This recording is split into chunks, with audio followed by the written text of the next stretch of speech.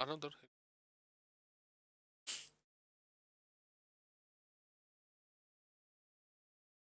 इसकी ब्राइटनेस नहीं।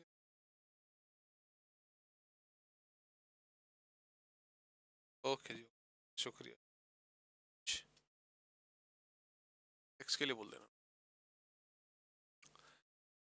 हा हा हा हा हा। क्या हाल चाल है दोस्तों? How are you all?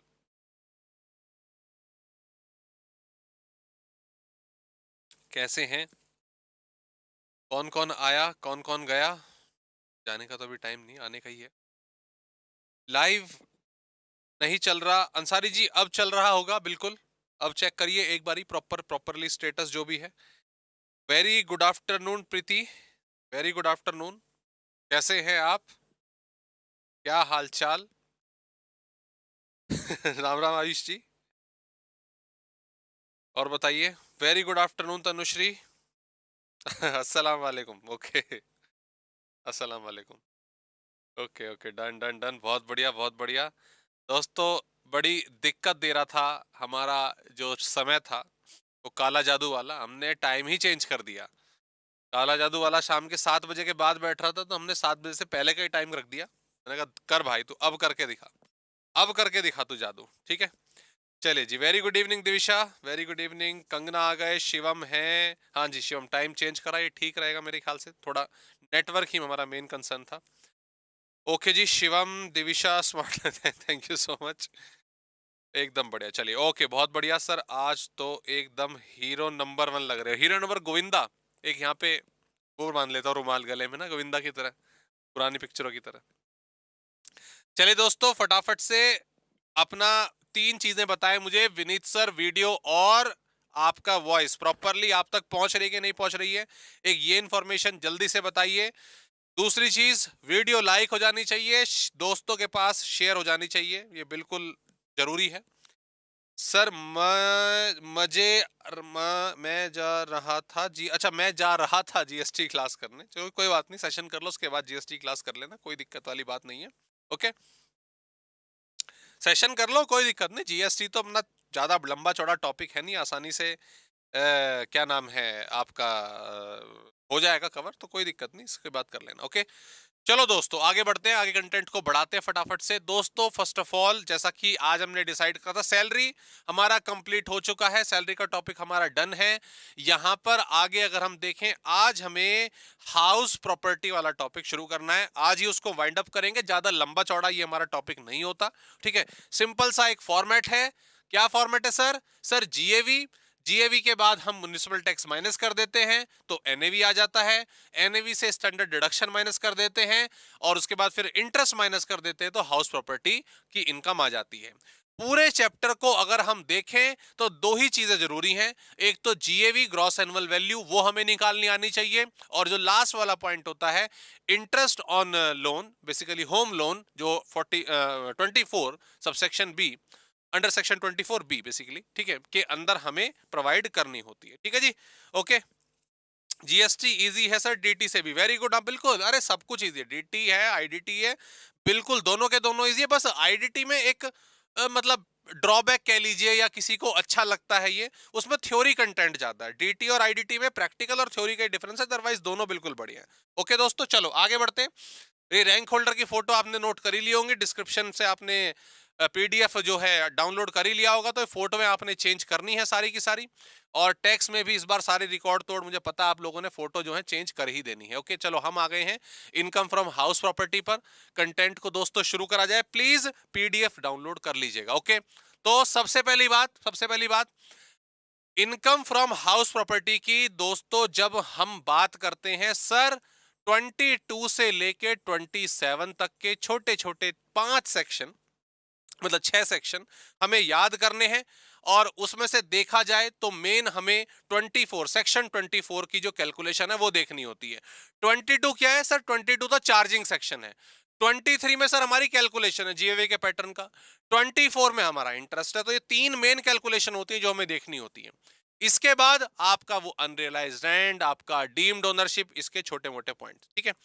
Vineet sir के होते हुए डीटीवी, अरे बहुत अच्छी बात है, अगर ऐसा है और आप लोगों को बेनिफिट मिल रहा है तो इससे अच्छी बात मेरे लिए और कुछ नहीं हो सकती। चलो ओके, तो 22 से 27 सबसे पहले बात कर लेते हैं चार्जिंग सेक्शन की।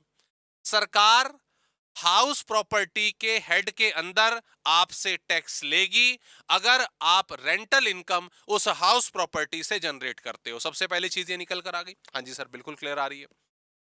हाउस प्रॉपर्टी का मतलब क्या है? फिर गवर्नमेंट ने बोल तो दिया कि हाउस प्रॉपर्टी से रेंटल इनकम, लेकिन हाउस प्रॉपर्टी का मतलब क्या है?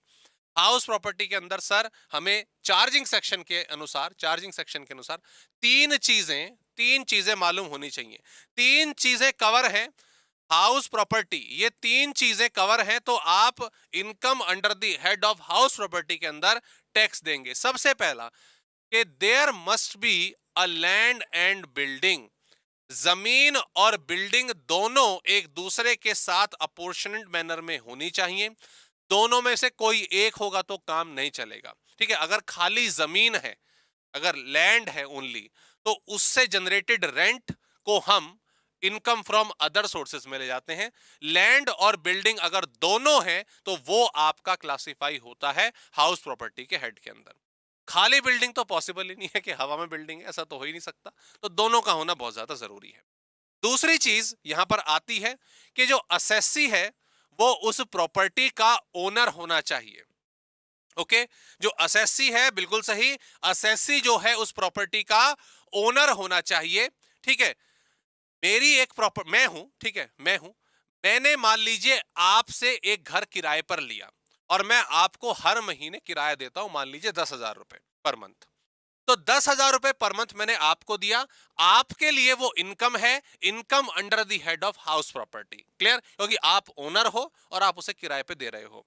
मैंने क्या किया, मैंने उस बिल्डिंग में कुछ मतलब प्रॉपर्टी में थोड़ा बहुत चेंज वगैरह करके आगे किराए पर दे दिया। आगे उसको मान लो 15,000 रुपए पे किराए पे दे दिया।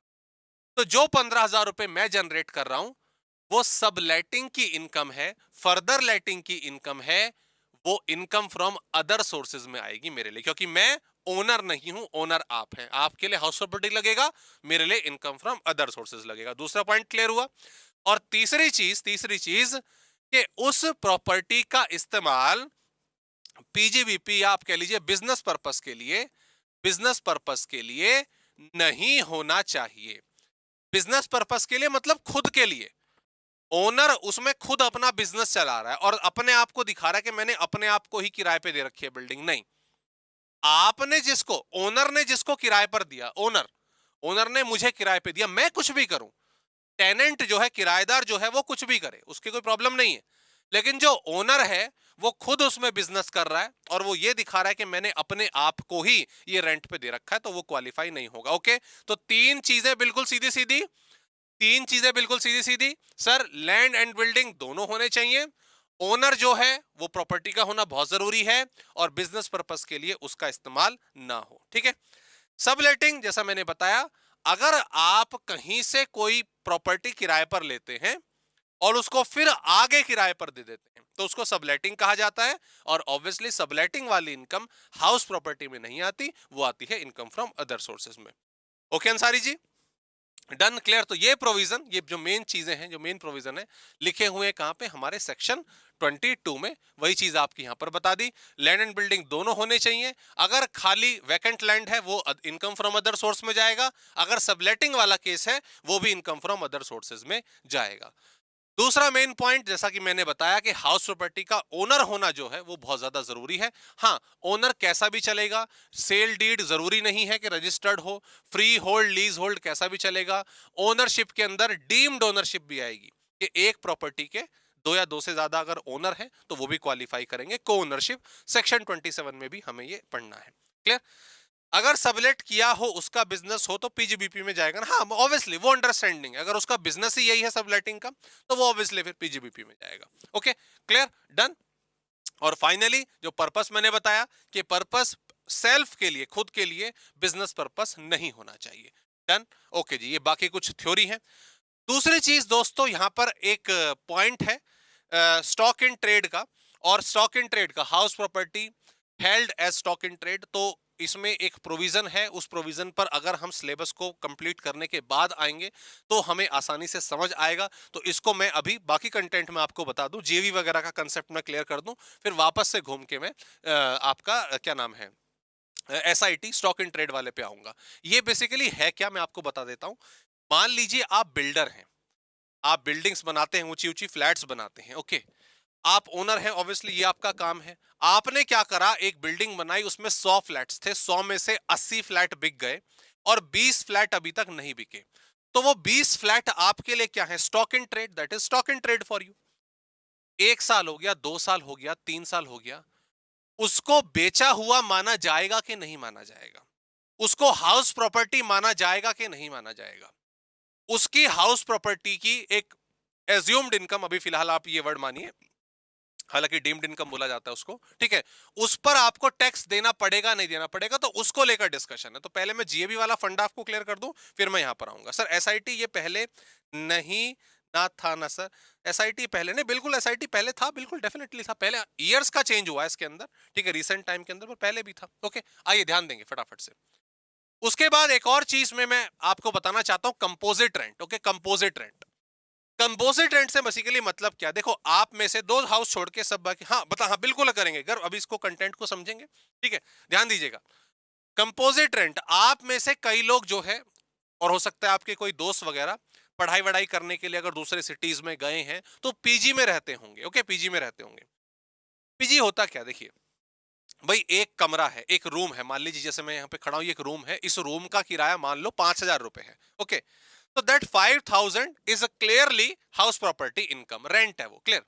लेकिन ओनर ने क्या करा, इसके साथ एक बेड लगा दिया, ठीक है, और किराया बढ़ा दिया 500 रुपए से। एक अलमीरा लगा दी, किराया बढ़ा दिया उसमें और 1,000 रुपए से। इसमें एक एसी फिट करवा दिया, किराया बढ़ा दिया और 1,000 रुपए से। तो यहां पर जो ओनर है वो क्या कर रहा है, ओनर इसमें बेसिकली घर में एसेट्स ऐड कर रहा है, अदर सर्विसेज जो है वो ऐड कर रहा है, और उसका जो रेंट है वो बढ़ाते जा रहा है। अब बेसिकली देखा जाए हमारे एग्जांपल के हिसाब से, जो हाउस प्रॉपर्टी है उसका रेंट तो 5,000 रुपए ही था, लेकिन फर्दर सर्विसेज ऐड होती चली गई, तो उसके 500 रुपए, 1,000 रुपए, 500 रुपए, 1,000 रुपए वो ऐड होते चले गए। तो बेसिकली जो एडिशन हुआ है ना, that is somehow you can say is rise to the composite rent, कि वो कंपोजिट रेंट है, कि फैसिलिटी के साथ साथ वैल्यूज ऐड होती चली गई और रेंट बढ़ता चला गया। अब इस केस में हमारे एग्जाम्पल के हिसाब से जो अभी हमने लिया, सर 5,000 का किराया था रूम का और 2,500 रुपए सर्विस के ऐड हो गए। अब हाउस प्रॉपर्टी में कितना लें, हाउस प्रॉपर्टी में हम 2,500 लें, 5,000 लें, या पूरा का पूरा 7,500 रुपए लें, तो बिल्कुल सिंपल स्ट्रेट फॉरवर्ड पॉइंट है, बिल्कुल सिंपल सी टेबल है। ये देखिए कि जो उसने आपका यहां पर एक बेड लगा दिया, एक अलमीरा लगा दी, एक एसी लगा दिया, ये चीजें सेपरेबल हैं या सेपरेबल नहीं है? इनको सेपरेट किया जा सकता है या सेपरेट नहीं किया जा सकता? अगर सेपरेट किया जा सकता है हमारे एग्जांपल के हिसाब से, भाई अलमीरा हटाई जा सकती है, ठीक है, वो बेड हटाया जा सकता है, एसी हटाया जा सकता है, जो सेपरेबल है ना, जो सेपरेबल है, उस कंडीशन में डिवाइड कर लो एग्जांपल के हिसाब से, 5,000 रुपए हाउस प्रॉपर्टी में जाएंगे, और जो 2,500 रुपए उसने बढ़ाया था वो पीजीबीपी में या फिर इनकम फ्रॉम अदर सोर्सेज में टैक्सेबल होगा। यहाँ पे हाउस प्रॉपर्टी के लिए 5,000, बाकी सब आपका क्या नाम है, अदर सोर्सेज या पीजीबीपी में जाएगा। Got the point? लेकिन अगर सेपरेबल नहीं है, सेपरेबल नहीं, बनाया ही इसी तरीके से है कि वो अटैच्ड है, अलमीरा अलग नहीं हो सकती, बेड अलग नहीं हो सकता, एसी अलग नहीं हो सकता, तो उस कंडीशन में हाउस प्रॉपर्टी का कोई लेना देना है ही नहीं, सारा का सारा पीजीबीपी और इनकम फ्रॉम अदर सोर्सेज में जाएगा, जो भी जिसका नेचर है काम करवाने का। Got the point? Clear? Sir ऐसा होता है कि बेड अलग ना हो पाए? अरे मतलब देखो, आप क्रिकेट स्टेडियम जैसे मैच देखने जाते हो, मूवी हॉल जाते हो, तो वो भी तो एक बिल्डिंग है ना, लैंड बिल्डिंग दोनों है, तो वो भी किराए पर देते हैं। भाई मैंने क्या नाम है, सिनेप्लेक्स बना दिया और रेंट पे दे दिया आगे काम करने के लिए। क्लियर? अब मैंने बोला खाली खाली करवा दो जी, ये चेयर हटवा दो, क्या नाम है, सिनेमा हॉल से, तो मैं खाली भैया चेयर हटवा दो, देखें, अरे नीचे बैठ के देख लेंगे। अरे ऐसे थोड़ी ना होगा, वो सेपरेट नहीं हो सकती, ठीक है भाई। एसी की फिटिंग करवाई थी, सेंट्रल सेंट्रल आप एसी लगवाया था पूरा का पूरा, वो कह रहे जी एसी हटवा दो। अरे वो पॉसिबल ही नहीं है, उसकी मैन्युफैक्चरिंग इस तरीके से हुई है। तो वो चीज जो सेपरेट नहीं हो सकती वो अदर सोर्सेस में आ जाएगी। Clear, done. तो ये स्टार्टिंग का जो बेसिक कंटेंट है, बेसिकली आपके चार्जिंग सेक्शन का प्रोविजन का हमने क्लियर कर लिया है, कंप्लीट कर लिया है। बाकी कंटेंट तो आपने रीड करा, थ्योरी आप पढ़ेंगे। आइए अब आते हैं मुद्दे पर। मुद्दा क्या है? मुद्दा एक ही है, देखा जाए तो मुद्दे दो हैं। हाउस प्रॉपर्टी के दो मुद्दे हैं, एक जीएवी है और एक है हमारा क्या नाम है, इंटरेस्ट। दो ही पॉइंट है, बाकी और देखा जाए तो हाउस प्रॉपर्टी में कुछ है ही नहीं। सिंपल से पांच स्टेप। सर ये पांच स्टेप अभी हमने डिस्कस करे थे। सबसे पहले हम जीएवी निकालते हैं, ग्रॉस एनुअल वैल्यू, उसी को लेकर चर्चा होगी हमारे सेक्शन 23 में। सेक्शन 23 पूरा का पूरा किसको डेडिकेटेड है? जीएवी की कैलकुलेशन को। उसमें से म्युनिसिपल टैक्स माइनस करे जाते हैं, नेट एनुअल वैल्यू एनएवी आ जाती है। उसके बाद दो छोटी छोटी डिडक्शन, एक स्टैंडर्ड डिडक्शन जो 30% ऑफ एनएवी होती है, और एक इंटरेस्ट, घर के लिए हमने लोन ले रखा तो उसका ब्याज व्याज जो है चुकाया है, उसकी डिडक्शन मिल जाएगी, ठीक है। और फाइनली माइनस करने के बाद जो हमारा अमाउंट है, that is income from house property.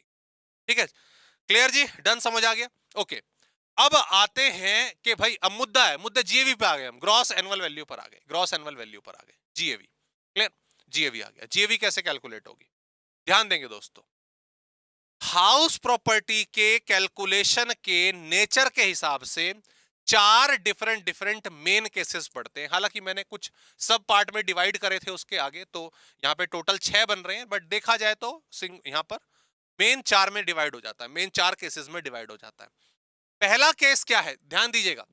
सबसे पहला केस क्या है, वेरी फर्स्ट केस, ठीक है, let out throughout the year. Let out throughout the year, पहला case let out throughout the year, कि प्रॉपर्टी पूरे साल भर। Sir pre and post interest को थोड़ा डिस्कस, हाँ बिल्कुल करेंगे बच्चे, वहां पहुंचे तो सही, बस जीएवी कर रहे हैं, जीएवी के बाद इतना मेजर स्टेप नहीं है, we will shift to the interest. Okay, ध्यान दीजिएगा प्लीज। सबसे पहला पॉइंट हमारा क्या बना कि जो हमारी हाउस प्रॉपर्टी है वो पूरे साल भर किराए पर रही, पूरे साल भर किराए पर रही। दूसरा है पार्टली पार्टली लेट आउट और पार्टली वैकेंट। वैकेंट से मतलब है कि उस प्रॉपर्टी पर ताला लगा हुआ है। ताले से मतलब ना तो मकान मालिक खुद रहता था, ना ही उसे उस प्रॉपर्टी में रहने के लिए कोई किराएदार मिला, तो वैकेंट हो गई। Partly let out partly vacant से मतलब है कि भाई आपका 8 महीने किराएदार रहा, 4 महीने वैकेंट है, 3 महीने किराएदार मिला, 9 महीने वैकेंट है, कुछ भी हो सकता है, ठीक है, जो सिनेरियो है बेसिकली। उसके बाद तीसरा पॉइंट आ जाता है पार्टली पार्टली लेट आउट और partly self occupied. Partly let out partly self occupied दोस्तों इसके अंदर आ जाएगा। 5 महीने किराए पे रहा, 7 महीने मकान मालिक खुद रहता है, ये केस हो सकता है। क्लियर। और finally fourth is let out, वो सॉरी माफ कीजिएगा, self occupied throughout the year. चौथा तो खैर कोई केस बनता ही नहीं, इसमें डायरेक्टली हम एनएवी को नील ले लेते हैं। तो दोस्तों ये चार चीजें हमारे सामने आ गई, चार केस हमारे सामने आ गए जो कैलकुलेशन हमें सीखनी है। पार्टली लेट आउट, सबसे पहला let out throughout the year, फिर partly let out partly vacant, उसके बाद आपका पार्टली लेट आउट और पार्टली सेल्फ ऑक्यूपाइड, और finally self occupied throughout the year. Okay, सबसे पहले केस से शुरू करा जाए। ओके, नाउ सबसे पहला केस दोस्तों, फर्स्ट की बात कर रहे हैं, हम निकाल रहे हैं जीएवी। क्या निकाल रहे हैं? जीएवी। सिंपल सा चार्ट बनाना है, कैलकुलेशन लैंग्वेज आपको देखना है, बुक से आप देख सकते हो, कोई समस्या वाली बात नहीं है। मैंने एक सिंपल सा एक फ्लो चार्ट सा बनवा रखा है मैं अपनी क्लास में, मैं आपको वही करवा रहा हूं, उसी से आसानी से आपको समझ आ जाएगा, ठीक है। ओके, ध्यान दीजिए, सबसे पहले जीएवी निकाल रहे हैं for the very first case, let out throughout the year के लिए। आपको कंपेयर करना है दो चीजों को, दो चीजें। सबसे पहली है फेयर रेंट, फेयर रेंट जो बेसिकली इनकम टैक्स अथॉरिटीज जो हैं वो डिसाइड करती हैं कि इस प्रॉपर्टी से इतना रेंट मिलना चाहिए, ठीक है। उसके बाद आपका municipal value, municipal value, municipal value is what, municipal value is what, जो उस एरिया की म्युनिसिपल अथॉरिटी डिसाइड करती है कि इस प्रॉपर्टी से लगभग इतने का रेंट आ जाना चाहिए। ओके, इन दोनों में से, इन दोनों में से आप हायर को आगे ले जाइए, जो हायर की वैल्यू है उसको हम यहां पे लिख लेंगे, जो भी उसकी वैल्यू होगी। इसको कंपेयर करा जाएगा स्टैंडर्ड रेंट के साथ। इसको हम कंपेयर करेंगे दोस्तों स्टैंडर्ड रेंट के साथ। स्टैंडर्ड रेंट बेसिकली हमारी कंट्री का जो रेंट कंट्रोल एक्ट है वो डिसाइड करता है कि उस प्रॉपर्टी से लगभग कितना रेंट मिल जाना चाहिए। ओके, इन दोनों वैल्यूज को कंपेयर करा जाएगा। इसमें से लोअर वैल्यू आगे जाएगी और जो वैल्यू आगे जाएगी दोस्तों उसको बोला जाता है एक्सपेक्टेड रेंट। उसको हम क्या बोलते हैं? एक्सपेक्टेड रेंट के लगभग इतना रेंट मिल जाना चाहिए। और फाइनली फाइनली इसको कंपेयर कर लेंगे हम एक्चुअल रेंट के साथ, एक्चुअल रेंट के साथ। और इन दोनों में से जो वैल्यू, ठीक है, हायर है, इन दोनों में से जो वैल्यू हायर है that will be the GAV, gross annual value. Straight forward. Okay, तो 3 स्टेप, हायर, लोअर और हायर, ये चीज निकालेंगे। GAV आपकी उंगलियों में, GAV की वैल्यू आप आसानी से फाइनली निकाल लेंगे। Got the point? समझ आ गया? हाँ, एक्चुअल रेंट से जब मैं बात कर रहा हूं तो उसका मतलब आपका एक्चुअल रेंट रिसीव्ड वाला जो है पॉइंट आप वही कंसीडर करेंगे। ठीक है, रीजनेबल एक्सपेक्टेड रेंट, आप अलग अलग वर्ड्स इसमें यूज कर सकते हैं। डन हो गया? क्लियर? कोई दिक्कत परेशानी इसमें? पहला पार्ट बिल्कुल सिंपल सा। आओ इसको क्वेश्चन में करके देखें। क्वेश्चन भी इसका कर लेते हैं। मैंने एक क्वेश्चन नीचे डाला है जहां तक मुझे याद है केसेस के हिसाब से। जैसे ये वाला देखो, 5 घर हैं अलग अलग, 5 घर हैं अलग अलग, सारे के सारे किराए पे हैं। जयाश्री जी का बढ़िया किराया आ रहा है, खूब किराया खा रहे हैं ये। तो जरा बताएं इसमें GAV क्या होगी? आओ देखो GAV देखते हैं। हाउस वन आपके सामने है, हाउस वन आपके सामने, आंसर बताएंगे सारे के सारे। ठीक है, हाउस वन इतना, हाउस टू इतना, प्रॉपरली फटाफट से बताएंगे। डाउनलोड तो आपने कर ही ली होगी PDF। ओके, किसका कितना है यहाँ पे हिसाब किताब देखेंगे, फटाफट से जल्दी से बताएं। Okay done. For house one municipal value और फेयर रेंट आपने कंपेयर करने को बोला। म्युनिसिपल वैल्यू फेयर रेंट 90,000 ज्यादा आ रहा है, 90,000 ज्यादा आ रहा है। 90 को कंपेयर करेंगे स्टैंडर्ड रेंट के साथ, वो तो दे ही नहीं रखा तो उसको इग्नोर कर दो, 19 हो गया। फिर इसको कंपेयर करा हमने एक्चुअल रेंट के साथ, दोनों में से हायर लेते हैं sir, 90,000 will be the GAV। Okay, पहला वाला क्लियर है? पहले वाला घर क्लियर है? 90,000 बच्चे, गर्व इसको करेक्ट करें प्लीज, 72 नहीं होगा 90 होगा, बिल्कुल सही। ठीक है, दोनों में से एंड पार्ट में लास्ट वाले में हमें हायर वैल्यू लेनी है। Lower sorry higher lower, higher lower वाली तो कैलकुलेशन थी नहीं इसमें। डन। हाउस टू पर आते हैं दोस्तों। हाउस टू सर हमने कंपेयर करा, municipal value fair rent, fair rent ज्यादा है, फेयर रेंट को कंपेयर करा हमने स्टैंडर्ड रेंट के साथ, इन दोनों में से लोअर लेना चाहिए, तो 60,000 अपनी जगह स्टैंड करता रहेगा। That's it. फिर हमने इसको कंपेयर करा सर एक्चुअल रेंट के साथ, 72,000, दोनों में से हायर लेना है अब सर, हो गया। दैट्स इट, इसमें 72,000 आ गया। दूसरे वाला क्लियर? दूसरे वाला घर क्लियर? ओके, थर्ड पर आते हैं, थर्ड पर आते हैं। सर दोनों को कंपेयर करा, 65 65, दोनों में से कोई भी एज्यूम कर लो, दोनों में से कोई भी एज्यूम कर लो, 65 कर लिया। इसको कंपेयर करा स्टैंडर्ड रेंट के साथ, इसको कंपेयर करा सर स्टैंडर्ड रेंट कम आ गया, लोअर लेना था, स्टैंडर्ड रेंट कम आ गया, अब इसको लेना है 58 को, that is expected rent, that is expected rent. Okay, उसके बाद एक्चुअल रेंट सर 60,000 है, we have to take the higher value sir, higher value लेनी है। दैट्स इट, खत्म, 60,000 हमारा यहां पर आ गया, 60,000 हमारा यहां पर आ गया। Done, clear, that's it. House four, house 5 आप कर लेंगे, मुझे पूरा का पूरा आप लोगों के ऊपर भरोसा है। Clear, done. आगे बढ़े, अगले केस पर आते हैं। अगला केस हमारा यहाँ पे इंटरेस्टिंग है, अगला केस हमारा यहाँ पे इंटरेस्टिंग है, आइए उसको देखते हैं फटाफट से। बाकी दोनों केस हो गए। नाउ लेट्स मूव टू, अच्छा ये कैलकुलेशन नॉर्मल है, ये आप याद रखेंगे जो मैंने देखी, और मैं दूसरा केस आपको करा दूं। ठीक है, तीसरा तो बहुत इजी है। मेन जो हमारा थोड़ा बहुत कंफ्यूजन होती है वो होती है आपकी किसके अंदर, partly let out partly vacant के अंदर। आइए ध्यान देंगे, आइए ध्यान देंगे, पार्टली लेट आउट और पार्टली वैकेंट, ये हमारे सामने आ गया। ओके ओके डन, क्लियर है? आओ ध्यान देंगे फटाफट से। Partly let out partly vacant सही से समझ लो। एक्सपेक्टेड रेंट तो दोस्तों आप निकाल ही लोगे, एक्सपेक्टेड रेंट सेम मैनर में निकाल लेना। कैसे? पहले हायर लोअर, एक्सपेक्टेड रेंट आपको निकालना आता है। ठीक है, आपके इस वाले में 3 अलग अलग कंडीशन बनती हैं दोस्त, 3 अलग अलग कंडीशन बनती हैं। और 3 अलग अलग कंडीशन इस पूरे के पूरे कंसेप्ट को अच्छे तरीके से प्रॉपरली समझा देती है। ठीक है, डन, समझ आ गया? आगे ध्यान दो। फर्स्ट केस की जब मैं बात कर रहा हूं, फर्स्ट केस की जब मैं यहां पे बात कर रहा हूं, very first case, partly let out partly vacant.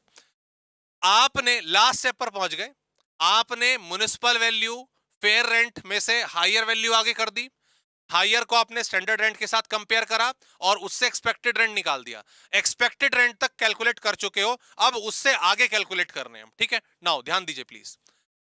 पहला केस, अगर एक्चुअल रेंट ज्यादा आता है एक्सपेक्टेड रेंट से, अगर एक्चुअल रेंट ज्यादा आता है एक्सपेक्टेड रेंट से, सर ये तो बिल्कुल क्लियर है, ये तो बिल्कुल क्लियर है, बिल्कुल आसान है। GAV is AR, GAV is AR, अगर एक्चुअल रेंट एक्सपेक्टेड रेंट से ज्यादा होता है। सर ये तो कोई नई बात थी नहीं, ये तो नॉर्मल सी चीज है, तो ऑलरेडी आप बता चुके हो। हम लास्ट स्टेप में एआर और ईआर को कंपेयर करेंगे, दोनों में से जो ज्यादा होगा उस ज्यादा को हम जीएवी मान लेंगे। बिल्कुल ठीक है, बिल्कुल ठीक है, दैट्स इट। हाँ यही है, मैंने कुछ नई चीज नहीं बोली, यही बोला, दैट्स इट, खत्म। आगे सेकंड केस में, अगर एआर इसका उल्टा हो गया, if AR is less than ER, but ध्यान दीजिए, but due to vacancy, due to vacancy, vacancy की वजह से, वैकेंसी की वजह से GAV is AR, GAV is AR। Sir ये क्या मजाक है? AR ER से ज्यादा है, AR ER से कम है, आप दोनों केस में AR को ही GAV बोल रहे हो। यहां पे आपने कुछ लिख दिया बट ड्यू टू वैकेंसी, समझ ही नहीं आ रहा लॉजिक, यहां पे कुछ थोड़ी सी गड़बड़ हो रही है। ध्यान दो, थर्ड केस पे आओ। अगर AR ER से कम है but not due to vacancy, but not due to vacancy, इस केस में GAV ER के बराबर होगी। सर एवरीथिंग इज क्लियर, अगर रटना है एवरीथिंग इज क्लियर ऑलमोस्ट, ये तो सिंपल था। लेकिन ये चीज क्या आप लिख रहे हो, बट ड्यू टू वैकेंसी और but not due to vacancy, और इसी में झोल है सारा का सारा कि मेरा AR है, मेरा ER है। ध्यान दो, आइए फटाफट से, आइए फटाफट से देखिए, ध्यान दीजिएगा। एक घर का एक्सपेक्टेड रेंट, एक घर का एक्सपेक्टेड रेंट 1,00,000 रुपए है। कितना है? 1,00,000 रुपए। आपने उसका रेंट डिसाइड करा, आपने उसका रेंट डिसाइड करा, आपकी प्रॉपर्टी है, उसका एक्सपेक्टेड रेंट 1,00,000 रुपए है, कि मैं किराया इसका लूंगा 15,000 रुपए महीना, 15,000 रुपए महीना। वैकेंसी 2 महीने की रही, 2 महीने की वैकेंसी रही। ठीक है, एज पार्ट ऑफ सॉल्यूशन आपने लिखा ER 1,00,000 रुपए, आपने लिखा एक्चुअल रेंट 1,50,000 रुपए, आपने लिखा एक्चुअल रेंट 1,50,000 रुपए, क्योंकि 2 महीने के लिए तो वैकेंसी रही ना, तो 15,000 इंटू क्या करा आपने? 10 करा। 15,000 इंटू क्या करा आपने? 10 करा। बिल्कुल स्ट्रेट, 3 सिंपल से एग्जांपल लूंगा, सारा कंसेप्ट क्लियर होगा इस वाले का। सर बिल्कुल साफ साफ है, ये वाली कहानी बिल्कुल साफ साफ है। ER है 1,00,000, ये है 1,50,000, हमारी GAV 1,50,000 हो जाएगी, बात खत्म। ये 2 महीने खाली रहा नहीं रहा, हमें फर्क नहीं पड़ा इस चीज से। बराबर, पहला केस क्लियर है, पहला केस क्लियर है। दूसरे पे आ जाओ, दूसरे पे आ जाओ, same concept. Expected rent 1,00,000, vacancy 2 महीने, किराया आपने डिसाइड करा 9,000 रुपए महीना, 9,000 रुपए महीना। अब ध्यान दीजिए प्लीज, इस केस में एक्सपेक्टेड रेंट 1,00,000 रुपए है, 1,00,000 रुपए है, क्लियर।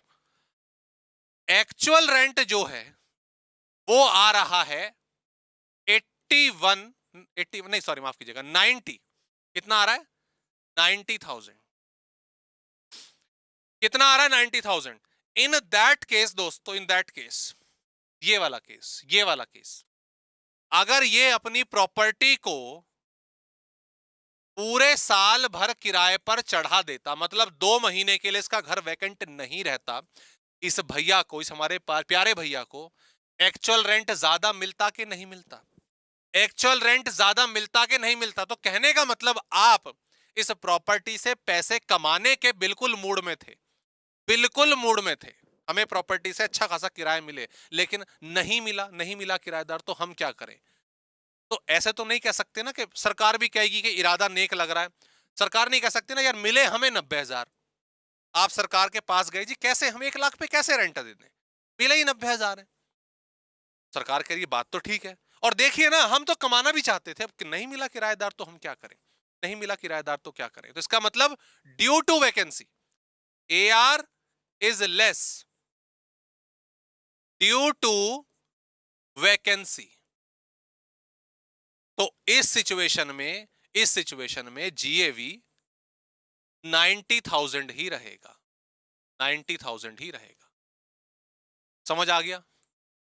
समझ आ गया? क्लियर है? 90,000 ही रहेगा, 90,000 रहेगा GAV। क्लियर जी? समझ आ गई बात? अगला केस और अंतिम केस, एक्सपेक्टेड रेंट 1 लाख रुपए, एक्चुअल रेंट 8,000 रुपए, वैकेंसी 2 महीने। हमने सॉल्व करा, एक्सपेक्टेड रेंट आ रहा है 1 लाख रुपए और एक्चुअल रेंट आ रहा है 80,000 रुपए। Sir AR is less then, I repeat, AR is less than ER।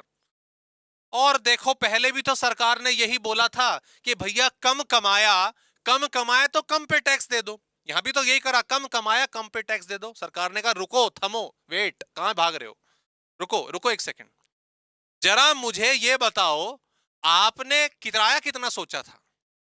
जी हमने किराया सोचा था 8,000 रुपए महीना। अच्छा, अगर 8,000 रुपए किराया तुमने सोचा और ये 12 महीने किराए पर चढ़ जाता, तब भी तुम्हारा किराया कितना आ रहा है? 96,000। तब भी तुम्हारा हाउस का किराया कितना आ रहा है? 96,000। मतलब इस वाले केस में घर 2 महीने के लिए खाली रहा, ये एक्चुअल रेंट कम होने का एक कारण नहीं है, कारण है तुम्हारा इरादा ही गड़बड़ लग रहा था। तुमने किराया ही इतना कम रखा कि वो साल भर किराए पर चढ़ भी जाता ना भैया, तो भी तुम कुछ ना कर पाते, तो भी सीधी सी बात है ER ही ज्यादा। तो सरकार कह रही है हम जिम्मेदार नहीं है, यहां हम समझ सकते थे, यहां आपका किराया भी ठीक था, किराएदार नहीं मिला, ओके, लेकिन यहां तो तुम किराया ही ऐसा रख रहे हो कि वो कम ही रहेगा, तो गवर्नमेंट ने कहा अब नहीं मानेंगे। So this reason is not AR is less but not due to vacancy, but not due to vacancy. Therefore सरकार कह रही है भैया हमें 1 लाख पे किराया दीजिए, 1 लाख पे टैक्स दीजिए, मतलब टैक्स तो नहीं दीजिए, मतलब हम सीधी सी बात है GAV 1 लाख को मानेंगे। यकीनन ये झोल है, इसको झोल कहा जाएगा, इसको झोल कहा जाएगा। क्या कहा जाएगा? झोल कहा जाएगा। एक और केस देखो फटाफट से, ध्यान दीजिएगा, फटाफट ध्यान दीजिए, फटाफट दो सिंपल से केस और पूछूंगा आपकी नॉलेज टेस्ट करने के लिए, ध्यान देंगे यहाँ पे सारे के सारे। एक्सपेक्टेड रेंट 2 लाख रुपए, 1.5 लाख रुपए एक्सपेक्टेड रेंट, रेंट 12,000 रुपए महीना, वैकेंसी 11 महीने, 11 मंथ्स। जरा बताना GAV कितना होगा, जल्दी से बताओ, बताइए GAV क्या होगा, जल्दी से बताओ।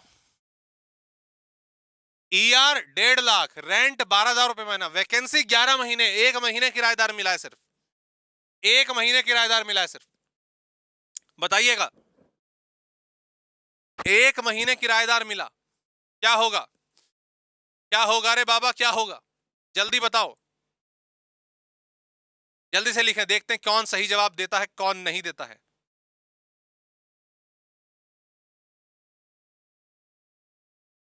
डेढ़ लाख, 1.5 लाख, 1.5 लाख, 1.5 लाख, बहुत बढ़िया, बहुत बढ़िया। लगभग सभी के यहाँ पे नए गर्व, अरे गर्व पहले तो 1.5 लाख सही लिखा, तुमने दोबारा क्यों चेंज कर दिया? प्रीति सही कह रहे हैं, बिल्कुल सही। एक्चुअल रेंट है 12,000 रुपए। पूरे साल भर भी किराए पर देता तो 1,44। So vacancy is not the reason, vacancy is not the reason. तो समझिएगा केस को, बड़ा इंटरेस्टिंग है। भाई साहब के हाथ में आए मात्र 12,000 रुपए, लेकिन कंप्यूटेशन बैठेगी, लेकिन कंप्यूटेशन बैठेगी किस हिसाब से? 1.5 लाख के हिसाब से। तो इट्स एन इंटरेस्टिंग वन, ठीक है, मालूम होना चाहिए। तो कहने का मतलब ऐसे केस में किराए को सोच समझ के रखा जाए, सोच समझ के उसकी कैलकुलेशन रखी जाए। Got the point? आगे एक और क्वेश्चन दोस्तों, एक और क्वेश्चन, ये वाला क्लियर हो गया? ध्यान देंगे फटाफट से। एक्सपेक्टेड रेंट है वो 1.5 लाख कर लेते हैं, ठीक है। एक्सपेक्टेड रेंट आपका कितना? 1.5 लाख कर लेते हैं।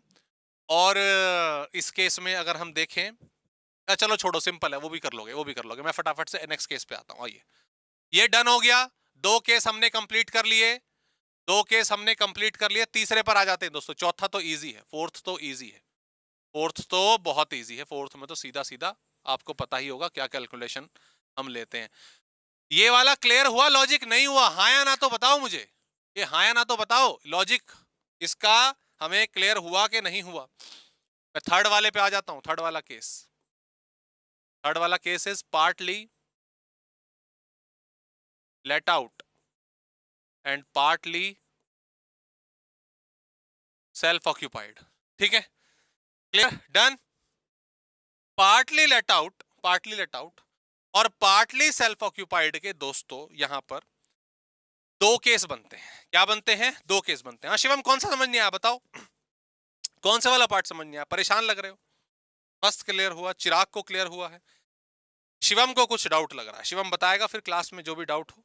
ध्यान देंगे। तीसरे केस पे आ जाइए। Partly let out, partly self occupied में देखो हमारे 2 फर्दर केस हो जाते हैं, ठीक है, फर्दर 2 केस हो जाते हैं। एक आप समझ गए ना, partly let out partly self occupied से मैंने बोला कि कुछ समय के लिए किराएदार मिला और कुछ समय के लिए मालिक खुद रहता है, वो सेल्फ ऑक्यूपाइड हो गया। यहां पर जो 2 कंप्यूटेशन हमारी बनती हैं वो बनती हैं, एक है time period wise, time period wise, एक तो ये केस बनता है। क्लियर भाई? महीने के हिसाब से कि भाई 8 महीने मालिक रहता है, 4 महीने किराए पे रहता है, 3 महीने मालिक रहता है, 9 महीने किराए पे रहता है, इस तरीके से, दैट्स टाइम पीरियड वाइज। एक जो दूसरा केस बन सकता है वो होता है एरिया वाइज। ऐसा भी हो सकता है, ऐसा भी हो सकता है कि मान लो 3 माले की बिल्डिंग है, 3 माले की बिल्डिंग में एक में सेल्फ ऑक्यूपाइड मालिक खुद रहता है और 2 किराए पे दे रखी है, that is area wise, that is what? Area wise. Clear?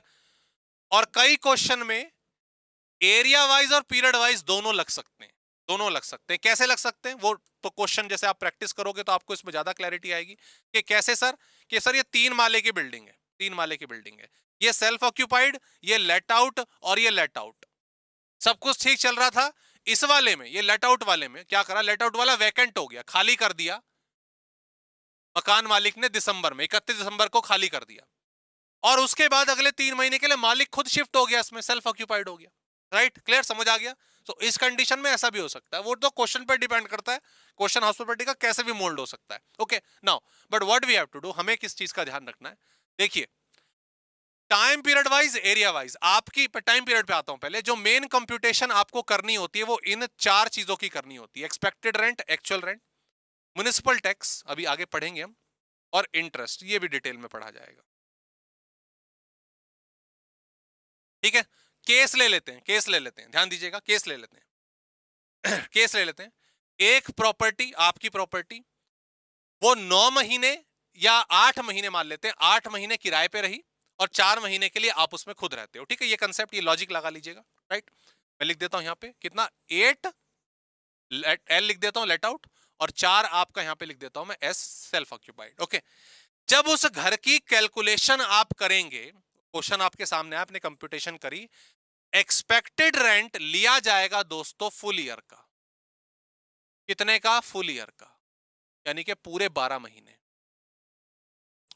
Expected rent को लिखते टाइम, उसकी कैलकुलेशन करते टाइम फर्क नहीं पड़ता आपने क्या करा क्या नहीं करा, क्या करा क्या नहीं करा, पूरे 12 महीने का लिया जाएगा। सेम रूल अप्लाई होगा म्युनिसिपल टैक्स के लिए भी, फुल ईयर के लिए। और जब इंटरेस्ट की कैलकुलेशन आगे देखेंगे वो भी फुल ईयर के लिए एप्लीकेबल होंगी। क्लियर, बराबर, सीधा सीधा हिसाब किताब। हाँ, जो एक्चुअल रेंट है वो टाइम के हिसाब से, टाइम पीरियड के हिसाब से लेंगे, जितने टाइम के लिए एक्चुअल रेंट मतलब किराए पे चढ़ा है, तो हमारे क्वेश्चन के हिसाब से 8 महीने का होगा। तो एक तरह से एक्सपेक्टेड रेंट 12 महीने का कंपेयर करा जाएगा एक्चुअल रेंट 8 महीने के साथ, इन दोनों को कंपेयर करा जाएगा और इन दोनों में से जो हायर होगा that will be the GAV. Got the point? Clear, समझ आ गया? Simple simple straight forward. Area wise पे हम आते हैं दोस्तों। एरिया वाइज में घर दो पार्ट में डिवाइड हो गया, घर दो पार्ट में डिवाइड हो गया। एक तो है जो लेट आउट पोर्शन है और एक वो है जो सेल्फ ऑक्यूपाइड पोर्शन है। घर के दो हिस्से हो गए ना, वो 3 माले का था तो 2 माले इधर आ गए, 1 माला इधर चला गया। Clear, done. क्या कैलकुलेशन करनी है? सिंपल है, expected rent, actual rent, municipal tax और इंटरेस्ट। जो एक्सपेक्टेड रेंट है वो दोस्तों लेट आउट पोर्शन के लिए लिया जाएगा, municipal tax let out portion के लिए लिया जाएगा, इंटरेस्ट भी लेट आउट पोर्शन के लिए लिया जाएगा। मतलब वो जो 3 माले की बिल्डिंग आपने अभी आगे बनाई थी, मान लीजिए उसकी प्रॉपर्टी पूरी म्युनिसिपल वैल्यू या पूरा एक्सपेक्टेड रेंट पूरे 3 फ्लोर का 3 लाख रुपए आया। कितना? 3 लाख रुपए। लेकिन आपके तो 2 ही फ्लोर किराए पे थे, तो कैलकुलेशन करते टाइम जो एक्सपेक्टेड रेंट है वो 2 माले का लिया जाएगा, यानी कि 2 लाख रुपए। कितना? 2 लाख रुपए। ठीक है, तो ये कंप्यूटेशन रखनी है। हाँ, और same same rule apply for the municipal tax, same for the interest and yes, जब मैं एक्चुअल रेंट की बात करता हूं तो एक्चुअल रेंट तो गिवन होगा, ये तो क्वेश्चन में गिवन ही होगा ना, जो जो फ्लोर किराए पे चढ़ा उसको उसके हिसाब से मल्टीप्लाई कर देंगे, तो ये तो सिंपल रहेगा। सर लेट आउट को लेंगे एंड सेल्फ ऑक्यूपाइड नहीं ला जाएगा। हाँ एग्जैक्टली, और जो सेल्फ ऑक्यूपाइड पोर्शन है इसमें तो दोस्तों याद रखिएगा, मालूम ही होगा आपको, आप रिवीजन कर रहे हैं तो एनएवी डायरेक्टली निल लिख दिया जाता है। फॉर्मेट याद थे ना 5 सब्जेक्ट, तो जीएवी म्युनिसिपल टैक्स का कोई फंडा ही नहीं है, सीधा एनएवी को निल कर देते हैं, आपकी कोई कैलकुलेशन हमें नहीं करनी है। तो दोस्तों चारों केस मैंने आपसे यहाँ पे डिस्कस करे, कंप्लीट करे हमने ऑलमोस्ट। किसी भी पॉइंट में कोई क्वेरी या कोई डाउट आपके सामने है नहीं, ये सारे के सारे केस यहाँ पर आपके दोस्तों लिखे हुए हैं। इसमें से क्वेश्चंस वगैरह भी मैंने यहाँ पे दिए, आप चाहे तो इनकी प्रैक्टिस कर सकते हैं, अच्छे भले क्वेश्चन हैं, वैकेंसी वाले भी हैं, तो please do them. Okay, done, clear, clear, done. NAV nil, यहां तक कोई डाउट? यहां तक कोई डाउट है तो बताइए। बढ़े आगे, यस और नो, जल्दी से बताएंगे, आगे बढ़ते हैं फिर। बताइए दोस्तों, सब क्लियर है? आगे ध्यान देंगे, आगे ध्यान देंगे। अभी मैंने आप लोगों को बताया कि अगर कोई प्रॉपर्टी सेल्फ ऑक्यूपाइड है, अगर कोई प्रॉपर्टी सेल्फ ऑक्यूपाइड है तो उसमें डायरेक्टली हम एनएवी निल लिख देते हैं, उसमें हम एनएवी डायरेक्टली निल लिख देते हैं, मतलब कोई कंप्यूटेशन नहीं होती। अगर कोई अपने घर में रह रहा है सेल्फ ऑक्यूपाइड का तो उस पर रेंटल का कोई झगड़ा नहीं है, उस पर कोई हाउस प्रॉपर्टी की इनकम का कोई भी झगड़ा नहीं है। क्लियर? द थिंग इज, मेरा एक घर है, ये हाइपोथेटिकल सिचुएशन है, कभी आप सोचो सर के पास इतने घर हैं, ऐसा कुछ नहीं, ठीक है। मेरा एक घर दिल्ली में है, मैं उस घर में रहता हूं, तो ऑब्वियसली ऑब्वियसली इस घर की एनएवी क्या होगी सर? नील होगी। इस घर की एनएवी क्या होगी सर? नील होगी। अभी आपने बात करी, डन, क्लियर हो गया। कोई कंप्यूटर, सरकार मेरे घर आई टैक्स लेने के लिए, अरे मैंने कहा अरे आइए आइए बैठिए बैठिए बैठिए, इस पर टैक्स नहीं लगेगा, मैं खुद रहता हूं, it is a self occupied property. सरकार चली गई, सरकार चली गई। मेरा एक घर नोएडा में है, मेरा एक घर नोएडा में है, again it is a hypothetical situation, ये भी सेल्फ ऑक्यूपाइड है, ये भी क्या है? सेल्फ ऑक्यूपाइड है। सरकार मेरे घर पहुंच गई, नोएडा वाले घर, हाँ जी कौन रहता है? अरे मैं रहता हूं, आप तो दिल्ली भी रहते थे। मैंने कहा जी मैं 3 दिन वहां रहता हूं, 3 दिन यहां रहता हूं, कभी काम के सिलसिले में वहां तो कभी काम के सिलसिले में यहाँ, घर किराए पर नहीं है, तो सीधी सी बात है एनएवी भी इसके नील हो जाएगी। क्लियर? समझ आ गई बात? Done, okay. सरकार कह रही हमको चूना लगा रहे एग्जैक्टली सरकार कह रही है हमको चूना लगा रहे हो, अब कहेगी कैसे? मान लीजिए अगेन हाइपोथेटिकल सिचुएशन, मेरा एक घर गुरुग्राम में भी है। गुरुग्राम इज लाइक गुड़गांव, पहले गुड़गांव नाम था, उसका नाम चेंज हो गया। मैं इस घर में, ये भी घर सेल्फ ऑक्यूपाइड है और वाकई ही में सेल्फ ऑक्यूपाइड है, ठीक है, वाकई बोले तो एग्जांपल के हिसाब से मैं मंडे और ट्यूसडे यहां रह रहा हूं, वेडनेसडे और थर्सडे यहां पे रह रहा हूं, फ्राइडे सैटरडे यहां रह रहा हूं, संडे घूमने निकल जा रहा हूं, उसको साइड करो। ये भी सेल्फ ऑक्यूपाइड है, सरकार यहां पे पहुंच गई, कह रही जी हेलो हेलो कौन रहता है यहाँ? मैं रहता हूँ। आप तो दिल्ली नोएडा वाले, हाँ। मैंने कहा जी हाँ मैं यहाँ भी रहता हूँ, मैं यहाँ भी रहता हूँ, ये भी सेल्फ ऑक्यूपाइड है मेरा, यहाँ भी किराया नहीं लगेगा। सरकार देखो जी बहुत हो गया, बहुत हो गया, ये ड्रामा नहीं चलेगा, ये नहीं चलेगा। भले ही आपके 3 घर हैं, भले ही ये तीनों घर आपके सेल्फ ऑक्यूपाइड हैं, भले ही आपने इस पे किराए पे एक पैसा नहीं कमाया, हम अब आपकी बातों में आने वाले नहीं है। हम मैक्सिमम आपके 2 घर, हम मैक्सिमम आपके 2 घर लेट आउट मान सकते, माफ कीजिएगा, मैक्सिमम 2 घर सेल्फ ऑक्यूपाइड मान सकते हैं। तीसरा घर भले हो या ना हो हमें फर्क नहीं पड़ता, आपको किराया देना पड़ेगा। इसको डीम्ड मान लेंगे, लेट आउट मान लेंगे, और इसके बेसिकली इसकी जो जीएवी होगी वो एक्सपेक्टेड रेंट हो जाएगी और ये टैक्सेबल माना जाएगा। एक्चुअल रेंट तो पॉसिबल ही नहीं है ना, जो इसका एक्सपेक्टेड रेंट होगा that will be the GAV. समझ आ गया? यस और नो? इस बार हाँ बिल्कुल, सरकार ऐसा पागल थोड़ी है सरकार, ऐसे तो लोग अपने कहेंगे ये 365 घर हैं हमारे, हम हर साल में एक दिन एक घर में रहते हैं। अबे भाई ऐसे थोड़ी ना होता है। क्लियर? तो ये चीज हो गई। हाँ, जितनी आसानी से मैंने कैलकुलेशन लिख दी ऐसे नहीं होता, ये क्वेश्चन कई बार सॉल्व होगा। एज अ टैक्स कंसल्टेंट आपको तो अपने क्या नाम है क्लाइंट का टैक्स कम करवाना है ना, तो आप क्या करोगे, ऐसे इस कैलकुलेशन को 3 बार करोगे।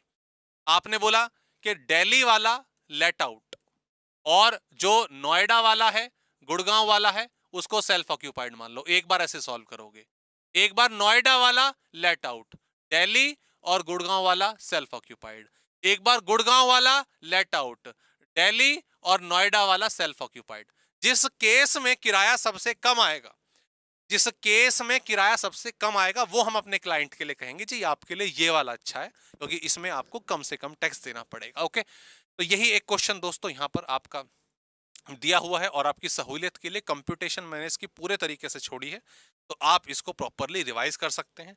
उम्मीद करता हूं इससे अच्छी खासी हेल्प मिलेगी। तो प्रॉपरली जिस तरीके से मैंने बोला 3 केस हम सॉल्व करेंगे, तीनों में से जो सबसे बढ़िया होगा वैसे हम देखेंगे। ओके, बराबर ठीक ठाक चल रहा है, हाउस प्रॉपर्टी का कंटेंट है, बराबर समझ आ गया? आगे बढ़ते हैं, आगे बढ़ते हैं। जो सबसे हैवी प्राइस वाला होगा उसको सेल्फ, हाँ बिल्कुल, बस सीधी सी बात, हमें टैक्स बचाना है ना। जिस एरिया का एक्सपेक्टेड रेंट सबसे ज्यादा होगा उसे तो सबसे पहले सेल्फ ऑक्यूपाइड मानना है। उसके बाद सेकंड नंबर वाला जिसमें एक्सपेक्टेड रेंट सबसे कम आ रहा है, ठीक है, उसको बोलो कि जी हम ये वाला हम लेट आउट मानेंगे ताकि किराया हमें कम देना पड़े। Got it? उसके बाद एक छोटी सी हेडिंग दोस्तों हमारे सामने यहाँ पर आ जाती है म्युनिसिपल टैक्स की। म्युनिसिपल टैक्स सिंपल, जो म्युनिसिपल अथॉरिटी के टैक्स जाते हैं, सीवरेज वगैरह, सीवर वीवर का काम करता थी म्युनिसिपैलिटी, पानी सप्लाई करवाती, तो उनका कुछ बनता है हर साल का, तो वो म्युनिसिपल टैक्स होता है। याद रखिएगा, म्युनिसिपल टैक्स सिर्फ पेड बेसिस पर, सिर्फ पेड बेसिस पर अलाउड होते हैं। मतलब एक क्वेश्चन आप कर रहे हो, उसमें क्वेश्चन में लिखा हुआ है कि इस साल के म्युनिसिपल टैक्स जो है वो 10,000 रुपया था, लेकिन उस भाई ने भरा नहीं, ड्यू चल रहा है अभी, तो आप माइनस नहीं करेंगे, म्युनिसिपल टैक्स माइनस का नहीं करेंगे। एक्चुअल में चाहे वो 12,000 से ज्यादा हो, पिछले साल का हो, एडवांस में दे दिया हो, जो एक्चुअल में आपने पे करा हो, एक्चुअल में उसकी डिडक्शन मिलती। हालांकि एडवांस का तो पॉसिबल ही नहीं होता क्योंकि पोर्टल पे शो ही नहीं करता उसका सिस्टम, तो दैट्स वाई। ठीक है, हाँ पेज 43 भी यहाँ नहीं लगाएंगे, वो पीजीबी पे लगाएंगे, बट हाँ समहाउ वो रिलेट करता है यहीं से। क्लियर? Okay, done. चलो दोस्तों आगे बढ़ते हैं। ये net annual value deduction, standard deduction, standard net NAV की तो बात हमने कर ली। स्टैंडर्ड डिडक्शन सिंपल है, आप जानते होंगे, जो भी एनएवी आती है उसका 30% जो है निकालकर हम माइनस कर देते हैं, स्टैंडर्ड डिडक्शन हो गई। बट सर अगर मैंने घर खरीद कर अपनी फैमिली मेंबर के नाम पे किया हुआ है, मेरे सिर्फ 2 ही, तो बताओ बेकार बताओ पे है क्या, समझ नहीं आया। गर्व, पहली बात तो देखो, आपने बोला कि फैमिली मेंबर के नाम पे आपने ट्रांसफर करा हुआ है। ना भी करते तो क्या फर्क पड़ता था, दो ही घर थे ना आपके, आपके तो दो ही घर थे, तो वो दोनों सेल्फ ऑक्यूपाइड रहते। हाँ, आपके तीन घर थे और एक आपने किसी और के नाम पे ट्रांसफर करा हुआ है, तो अब लाइबिलिटी आपकी नहीं है। आप असेसी नहीं होंगे उस घर के लिए जो ट्रांसफर करा, जिसके नाम आपने ट्रांसफर करा वो असेसी होगा। तो आपके तो हर केस में दो ही घर बन रहे हैं। आपके तीन घर हैं, आपके तीन घर हैं, आपके नाम हैं और तीनों सेल्फ ऑक्यूपाइड हैं, तब ये चीज अप्लाई होगा। क्लियर? हाँ, क्लबिंग वो डिपेंड करेगा, क्लबिंग पे भी वो रूल एप्लीकेबल हो रहा है नहीं हो रहा है, ठीक है, वो डिपेंड करेगा, क्लबिंग के अलग अलग रूल होंगे। ओके, नाउ आगे बढ़ते हैं दोस्तों। दैट्स इट, ठीक है, ध्यान देंगे तो ये चीज होगी। आओ अब मैं आपको थोड़ा सा, बस मैं एक अंतिम जो इसकी रिवीजन वाला पॉइंट है, इंटरेस्ट वाला, वो जरा बता देता हूँ। उसके बाद तो सारा का सारा थ्योरेटिकल है, आप रीड भी कर सकते हैं, इतना डिफिकल्टी वाला पोर्शन नहीं है। So I am moving towards the main part of this topic, that is interest on loan. तो सिंपल है, इंटरेस्ट ऑन लोन, लोन मतलब होम लोन, उस प्रॉपर्टी से रिलेटेड लोन, ठीक है। पीडीएफ डाउनलोड कैसे करें बच्चे? टेक्निकल टीम प्लीज, ये मेरे ख्याल से यहाँ पे पीडीएफ फाइल अटैच्ड नहीं है चैट में, उसको जरा एक बार डिस्क्रिप्शन में डाल दीजिए, टेक्निकल टीम अगर आप देख रहे हैं फिलहाल तो। ओके, हाँ, इन्हें अब बच्चे शिवम, वो तो देखो मैंने बोला ना, यहाँ पे क्लबिंग वाला रूल हम बहुत सारे बन जाएंगे, ठीक है। माइनर वाला केस भी लग सकता है, आपका वाइफ वाला केस भी लग सकता है, इनएडिक्वेट कंसिडरेशन वाला तो आपने बोल ही दिया, तो डिपेंड करेगा, वो तो अलग अलग सिनेरियो है, ठीक है। आगे ध्यान देंगे दोस्तों, इंटरेस्ट होम होम लोन। अब घर के ऊपर लोन लिया जा सकता है, किसके लिए? घर को परचेस करने के लिए, घर को कंस्ट्रक्ट करने के लिए,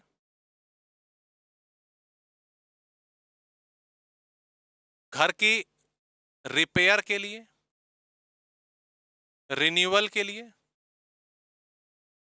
रिकंस्ट्रक्शन के लिए, रिपेमेंट ऑफ लोन के लिए, एक और रह गया रिनोवेशन के लिए।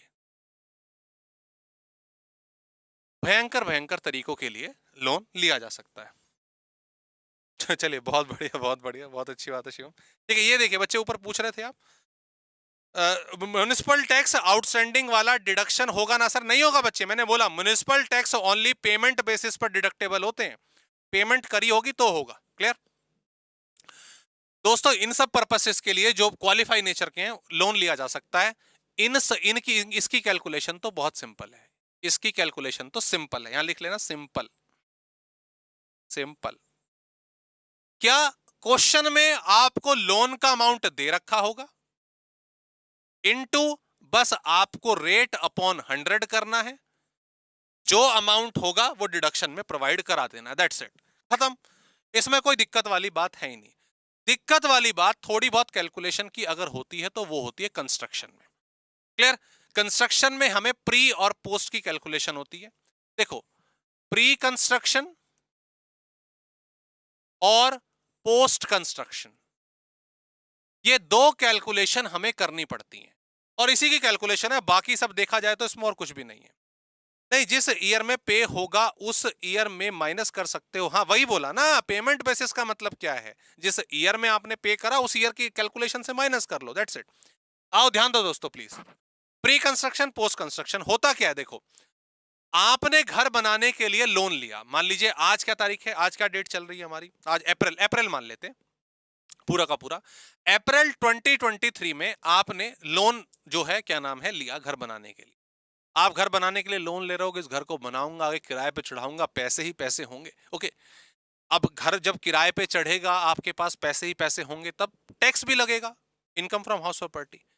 बट द थिंग इज कि आपने लोन लिया कंस्ट्रक्शन के लिए। अब कंस्ट्रक्शन ओवर द नाइट तो होती नहीं है, कंस्ट्रक्शन ओवर द नाइट तो नहीं होती, समय लगता है। अब 2023 में आपने लोन लिया, 23-24 में घर बन रहा है, अभी बन रहा है, अभी तैयार नहीं हुआ, 23-24 में घर बन रहा है। ओके, 24-25 में भी घर बन रहा है, समय लग रहा है, समय लग रहा है, समय लग रहा है। 25-26 में जाके घर तैयार होगा, 25-26 में जाके। बट द थिंग इज कि आपने लोन ले लिया था अभी 23-24 में, लोन लिया और इंस्टॉलमेंट तो जानी शुरू हो गई, बैंक वाले इंतजार थोड़ी ना करेंगे कि भैया आपका घर जब बनेगा तब हम आपसे इंस्टॉलमेंट लेंगे, ऐसा तो नहीं ना। वो तो शुरू हो गए, वो तो शुरू हो गए भैया, अगले महीने से चालू मामला। तो आपने 23-24 में भी इंटरेस्ट का भुगतान करा होगा, आपने 24-25 में भी लोन के इंटरेस्ट का भुगतान करा होगा। आप कह रहे हो हमें इसकी डिडक्शन चाहिए, इंटरेस्ट ऑन लोन की डिडक्शन देते हो ना, इस इंटरेस्ट की डिडक्शन चाहिए। अरे इंटरेस्ट की डिडक्शन तो तभी मिलेगी ना बाबा, जब घर कंप्लीट हो चुका है और कंप्यूटेशन बनती होगी कि रेंटल इनकम हाउस प्रॉपर्टी की कंप्यूटेशन आओ शुरू करें, तभी तो पॉसिबल है। ये तो पॉसिबल ही नहीं है, ये तो पॉसिबल ही नहीं है। तो सरकार कहती है चलो कोई बात नहीं, कोई बात नहीं, हम इसके भी डिडक्शन देंगे। आप ये जोड़ के रखो कितना इंटरेस्ट आपका बना है, जोड़ के रखो, जब घर बन जाएगा, जब हाउस प्रॉपर्टी की कैलकुलेशन शुरू होगी, तब इसको माइनस कर लेना, ठीक है, तब इसकी डिडक्शन हम दे देंगे। क्लियर? तो वो कैलकुलेशन कैसे होती है मैं आपको इसका एक क्वेश्चन करा रहा हूं, फिर कंसेप्ट क्लियर हो जाएगा। सर पूरे डीटी में सिर्फ म्युनिसिपल टैक्स और पी टैक्स कैश बेसिस में अलाउड होता है, पी टैक्स प्रोफेशनल टैक्स। हाँ ओके, यस ठीक है। म्युनिसिपल टैक्स में आउटस्टैंडिंग रहा है जिसे दीपक, मैं समझा नहीं बच्चे आप क्या कहना चाहते। कंडीशन में आपने 5 ईयर में भी बन के रेट, वो शिवम वो 5 साल वाला कुछ और कॉन्सेप्ट है, मैं बताऊंगा अभी आपको, वो कुछ और कॉन्सेप्ट है। ठीक है, आओ आओ आगे बढ़ते हैं दोस्तों। ठीक है, ध्यान देंगे। क्वेश्चन देखिए, क्वेश्चन देखिए फटाफट से, क्वेश्चन देखिए। Date of loan for construction, मान लीजिए 1 जुलाई 2020। ठीक है, ये तो लॉकडाउन का टाइम है, इस टाइम तो बैंक बंद थे, तो रहने दो, 19 कर लेते हैं। ठीक है, 1 जुलाई 19। ओके, अमाउंट लिया है मान लीजिए 20 लाख रुपए का, कितने का, 20 लाख रुपीस का। ठीक है, एट द रेट ऑफ मान लेते हैं 8%। ठीक है, कंस्ट्रक्शन कंप्लीटेड, कंस्ट्रक्शन इन्होंने कंप्लीट करी मान लीजिए 15 मार्च 22 को, 15 मार्च 22 को। ठीक है, इंटरेस्ट हमें बताना है, कितने इंटरेस्ट की डिडक्शन होगी अपने ईयर के लिए, 22-23 के लिए हमें बताना है। ओके जी, डन, समझ आ गया। आई ध्यान दें, कंस्ट्रक्शन के लिए है तो प्री और पोस्ट दोनों निकलेगा, प्री और पोस्ट यहाँ पे दोनों के दोनों हमारे निकलेंगे। आओ कैलकुलेट करें, बहुत इजी दोस्तों, देखो कैसे करना है आपने। ये डेट ऑफ लोन लिखिए 14/17/19, इससे कंस्ट्रक्शन कंप्लीट करने वाली डेट लिखिए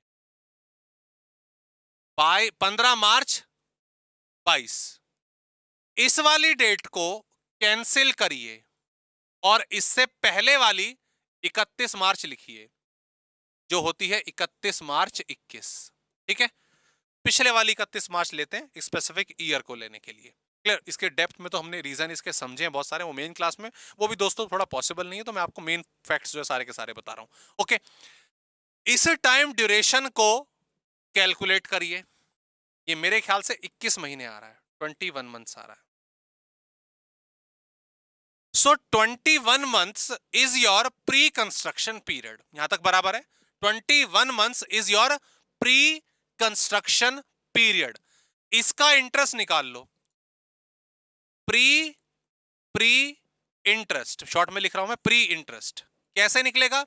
20 लाख का लोन था, पेमेंट के बारे में कुछ बताया नहीं, तो whole loan is still outstanding.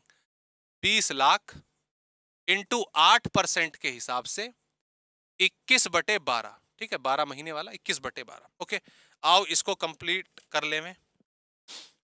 ठीक है, 20 लाख का 8% 1,60,000 हो जाता है वैसे तो, मल्टीप्लाई बाय 21 डिवाइडेड बाय 12, तो ये आ जाता है 2,80,000 रुपए, 2,80,000 रुपए। ओके दोस्तों, तो ध्यान दीजिए, ये वो ड्यूरेशन है जब घर बन रहा था, जब घर बन रहा था इतना इंटरेस्ट वो भाई चुका है। ठीक है, लेकिन अभी तक इसको डिडक्शन नहीं मिली है, क्यों? घर ही तैयार नहीं था, तो रेंट पे कैसे चढ़ेगा, या रेंट पे ना भी चढ़े वो कंप्यूटेशन फॉर्मेट कैसे बनेगा जब घर है ही नहीं। तो तो बात यहां पर ये निकल कर आई, बात यहां पे निकल कर आई, सरकार ने बोला था भाई तू कैलकुलेट कर, तू घर बनवा और अपना इंटरेस्ट कैलकुलेट करता रहे, और जब तेरा घर बन के तैयार हो जाएगा, जब हाउस प्रॉपर्टी की इनकम कंप्यूट होनी शुरू होगी, उस साल ले लियो, है ना, उस साल ले लियो। अब ये 21-22, सॉरी माफ कीजिएगा, 31-3-21 यानी के 20-21 में इसका घर बनकर तैयार हो चुका है। हम इस डेट के हिसाब से करेंगे। सरकार ने बोला इस डेट तक तेरा इंटरेस्ट है ना? हाँ बिल्कुल है। इससे अगले 5 साल, इससे अगले यानी के 21-22, 22-23, 23-24, 24-25 और 25-26, उम्मीद करता हूं विजिबल होगा। 5 साल आपने ले लिए, 5 साल आपने ले लिए। इन 5 साल की जब जब तू हाउस प्रॉपर्टी की कैलकुलेशन करेगा, इस 2,80,000 को 5 से डिवाइड करके 56,000 रुपए, 56,000 हर ईयर इंटरेस्ट की डिडक्शन क्लेम कर लेना। कहने का मतलब सरकार कह रही है कि यार तेरा ये बहुत ज्यादा अमाउंट हो गया है, तो हम भी एकदम से इतनी सारी डिडक्शन नहीं दे सकते, इसको 5 इक्वल इंस्टॉलमेंट में अचीव कर लियो, डिडक्ट कर लियो। ठीक है, 5 इक्वल इंस्टॉलमेंट में। हम कंप्यूटेशन कर रहे हैं 22-23 के लिए। क्या इसमें 22-23 आ रहा है? हां जी सर 22-23 आ रहा है। तो इस साल जब आप क्वेश्चन सॉल्व कर रहे होंगे, पूरा का पूरा एनएवी वगैरह आया और यहां पे इंटरेस्ट की डिडक्शन देंगे, तो यहां पे लिखेंगे pre construction interest and that will be 56,000, that will be 56,000। ठीक है, हमें 1 साल की देनी है, हमें 22-23 से मतलब है, वो दे दिया जाएगा। रही बात पोस्ट की दोस्तों, पोस्ट सिंपल होता है, पोस्ट कंस्ट्रक्शन की कोई दिक्कत वाली बात नहीं है। Post construction 20 lakh, post construction मतलब इस साल आपका नेट कितना बना, इस साल आपका कितना बना, दैट्स इट। तो वो तो सर 20 लाख पर अभी तो कुछ चुकाया नहीं है, तो 8% बनेगा, टोटल हो जाएगा 1,60,000 रुपए, 1,60,000 रुपए। दैट्स इट, समझ आ गया, क्लियर? क्या प्री और पोस्ट दोनों का कंसेप्ट आप लोगों को बिल्कुल क्लियर है? 20 लाख का 8%, 1,60, 1,12 तो नहीं बन रहा, लेट आउट करेगा तो फुल इंटरेस्ट होगा। मैं शिवम आ रहा हूं, इस वाले पॉइंट पर आ रहा हूं, मैं सेल्फ ऑक्यूपाइड वाला भी आपको बता रहा हूं। ठीक है, 160 आ रहा है जी 8%, ठीक है, बराबर है, डन, दैट्स इट, खत्म खत्म खत्म हाउस प्रॉपर्टी। कुछ बचा क्या इसमें? 1,12,000, अरे बाप रे, मैंने भी कुछ गड़बड़ कर दी क्या? दोबारा देखो, 20 लाख का 8%, 1,60,000 ही तो आ रहा है। 160 आ रहा है ना बाबू, 160 और फिर 56 आपका ऐड हो जाएगा। 1,12 कैसे आ रहा है सर? एक नंबर, अरे 216 आएगा। अखिल 272 कैसे आ रहा है? 272 तो दूर दूर तक नहीं आ रहा, कुछ कंप्यूटेशन देखिए प्लीज। ठीक है, 1,60,000 बराबर बराबर बराबर, ओके, चलो जी, खत्म हाउस प्रॉपर्टी। है क्या इसमें? कुछ भी नहीं था।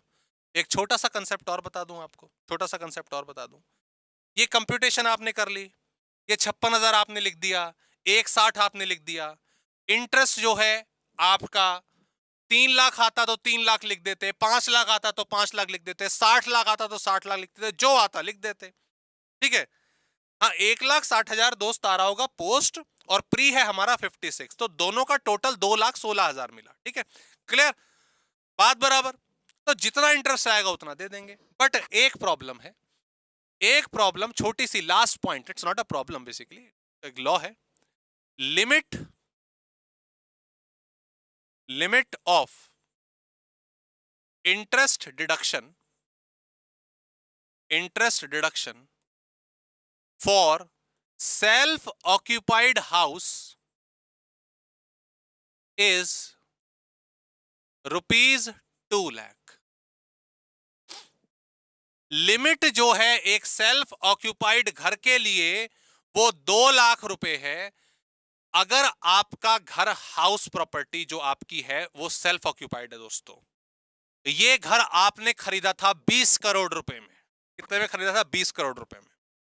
20 करोड़ रुपए सर 5% के इंटरेस्ट पे हमने लिया था, 5% पे मिला था, 5% हो गया 20 करोड़ का, 1 करोड़ रुपए हमारा इंटरेस्ट गया सर इस साल का, डिडक्शन दिलवा दीजिए, डिडक्शन दिलवा दीजिए। सरकार कहती ना ना ना ना ना, हाउस प्रॉपर्टी अगर आपकी सेल्फ ऑक्यूपाइड है तो हम मैक्सिमम 2 लाख रुपए का इंटरेस्ट की जो डिडक्शन है वो दे सकते हैं, वो प्रोवाइड करा सकते हैं, क्योंकि एनएवी आपका ऑलरेडी नील आ चुका होगा सेल्फ ऑक्यूपाइड का। स्टैंडर्ड डिडक्शन वो भी नील ही होगा। आप कह रहे हो इंटरेस्ट यहां पे 1 करोड़ दिलवा दो, 1 करोड़ दिलवा देंगे तो 1 करोड़ की नेगेटिव इनकम हो गई, 1 करोड़ की नेगेटिव इनकम हो गई, ठीक है, नेगेटिव इनकम हो गई। अगले साल आप इसको, चैप्टर आएगा भी आगे चल के, सेट ऑफ कैरी फॉरवर्ड, इस लॉस को आप कैरी फॉरवर्ड कर लोगे और फिर अगले साल उस घर को किराए पे उठाओगे, किराया कमाओगे, उस किराए की इनकम को, प्रॉफिट को इस लॉस के साथ एडजस्ट करोगे। तो सरकार तो पागल है, सरकार पागल है, आप समझदार हैं, आप ही को सब कुछ आता है। तो ऐसा तो ना हो पाएगा ना, काश ऐसा हो पाता। तो सेल्फ ऑक्यूपाइड घर में सरकार ने बोला ना भाई, 1 करोड़ के सपने देखने भूल जाओ, आपको सिर्फ 2 लाख रुपए की मैक्सिमम डिडक्शन मिलेगी। बात बराबर, ठीक है। हाँ, 80 ये वहां पर भी यही लिमिट है, घुमा फिरा के देखा जाए तो वहां पर भी यही लिमिट है। अब आगे ध्यान दो, अच्छा ओके, बात यहां पर खत्म नहीं हुई, बात खाली यहां पर खत्म नहीं 2 लाख रुपए पे, बात अब इसमें एक और है, एक और पॉइंट है इसमें, ठीक है। एक और पॉइंट ये है कि अगर आपने लोन लिया है परचेज या कंस्ट्रक्शन के लिए, ठीक है, परचेज कर लिया तो फिर तो कोई दिक्कत नहीं, कंस्ट्रक्शन के लिए लिया तो 5 साल के अंदर आपने उसको ऑक्यूपाई कर लिया, मतलब कंस्ट्रक्शन कंप्लीट कर ली 5 साल, प्लस आप एक सर्टिफिकेट जो है वो भी फर्निश करते हो, बताते हो सरकार को जी यहां यहां ब्ला ब्ला से हमने लोन लिया और उनको इंटरेस्ट हम चुका रहे हैं, इंफॉर्मेशन देते हो, तो ये लिमिट 2 लाख रुपए है, 2 लाख रुपए है, ठीक है।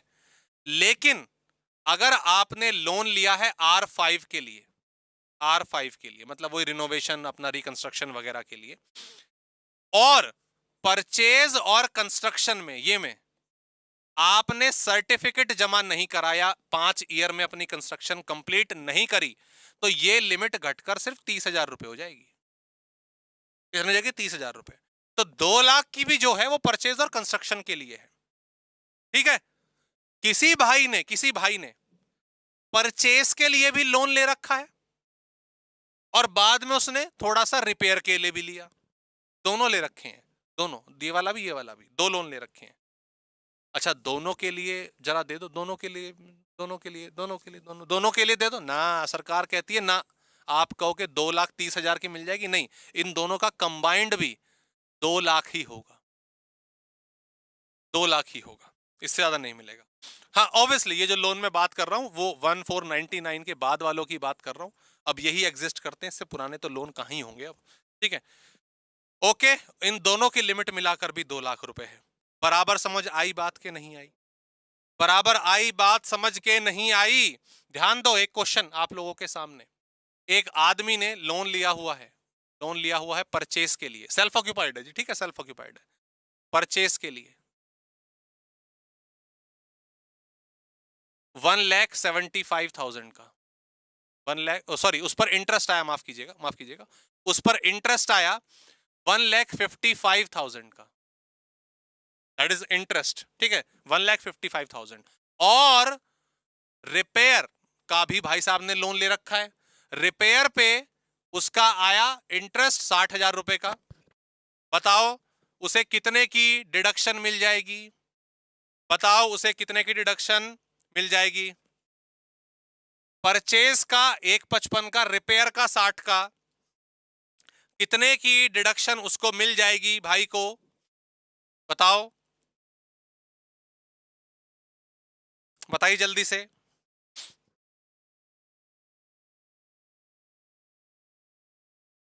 आपके उत्तर का इंतजार, बताइए जल्दी से। 2 लाख रुपए डिडक्शन कह रहे हैं, 2 लाख की, 2 लाख की, 2 लाख की, 2 लाख की, 30,000, 2 लाख नहीं, मतलब मैं ये मान के चलूं कि लोन जो 55 वाला उसने वो 5 साल के अंदर और अपने सर्टिफिकेट वगैरह सब दिए, तो बच्चों तुम जल्दबाजी में ना थोड़ी सी गड़बड़ कर बैठते हो। देखो मुझे ये आपसे लोगों से उम्मीद नहीं है, समझिए बात को प्लीज। ये एक 55 ठीक है यार, इस 60,000 की जो लिमिट है वो भी तो 30,000 रुपए है। तो पहले इमीडिएटली लिमिट यहां थोड़ी लगा दोगे, लिमिट यहां पर भी तो लगाओगे। मैंने आपको परचेज की लिमिट बताई 2 लाख, ये लिमिट के अंदर है। मैंने आपको रिपेयर की लिमिट बताई 30,000, तो पहले इसे एडजस्ट करो ना, पहले इसे एडजस्ट करो और अब इन दोनों का टोटल करो। ये आ रहा है 1,85,000। देखो सरकार का नुकसान करवा दिया था तुमने भी, 15,000 रुपए से अभी मोदी जी का नुकसान करवा दिया था तुमने। तो 185 की बनेगी, अंडरस्टैंड दिस पॉइंट, ठीक है। तो जल्दबाजी में अरे दोनों जोड़े, अब 2 लाख, अब रोक बे, अब रोक इसे जल्दी, 2 लाख पे जल्दबाजी नहीं, गलती नहीं करना, ठीक है। कोई बात नहीं, सॉरी, यहां गलती करो कोई दिक्कत नहीं, क्लियर करो, एग्जाम में गलती नहीं होनी, ठीक है, बिल्कुल। तो 185 हमारा बनेगा। तो इंटरेस्ट जो है उसको अप्लाई करना सीखो, छोटी छोटी बातें होती हैं। देखो मुझे यहाँ पर जहां मैं नोटिस कर रहा हूँ, जब से हाउस प्रॉपर्टी चैप्टर शुरू करा है, 1.25 घंटे के आसपास हमारा लेक्चर होने को आया है, मुझे नहीं लगता कहीं पर भी मुझे आपको कुछ पॉइंट समझाने की जरूरत पड़ी, कहीं पर भी सारे पॉइंट आपने सॉल्व करे और मुझसे पहले बता दिए, ठीक है। हाउस चैप्टर भी अच्छा है, अच्छे तरीके से हमने पढ़ते हैं, रिवीजन आपने करी है, सब कुछ बता दिया।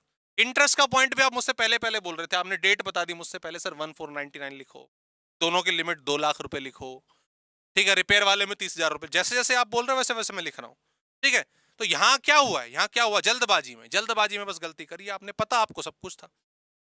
बात समझ आ गई? तो इस चीज का ध्यान रखें, कंटेंट आपको मालूम है, एग्जाम में आपके नंबर जबरदस्ती आने वाले हैं, मुझे पता है, जबरदस्त, ठीक है, जबरदस्ती नहीं जबरदस्त आने वाले हैं, clear.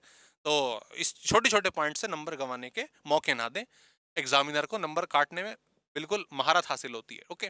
So these are the question friends. ये आगे सिंपल वाले केस हैं, रिकवर अगर हो जाता है तो 30% की हम डिडक्शन दे देते हैं, दैट्स इट, सिंपल वाला केस।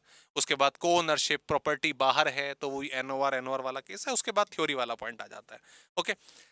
आज बफरिंग, अरे भाई साहब काले जादू वाला पकड़ लिया था हमने, आज वहीं गर्दन पकड़ ली हमने उसकी, ऊपर छत पे बैठता था, ठीक है, नेट के पास जहाँ पे वाईफाई का वो झंडा सा लगा हुआ है, तो गर्दन पकड़ लिया। वो कह रहा भाई साहब मैं गरीब आदमी, मेरी रोजी रोटी यही है, 7 बजे मैं शाम को आता हूँ। तो 7 बजे मतलब ठीक है भैया, हमने सेशन फिर सब 7 बजे से पहले खत्म कर देंगे। सही बात है, कह रहे भाई नजर मत लगाओ कभी पहले आने लग जाए। और आज काला रंग पहन के है ना, थोड़ा थोड़ा इसमें ब्लैक है, तो शायद उसका भी असर हो सकता है।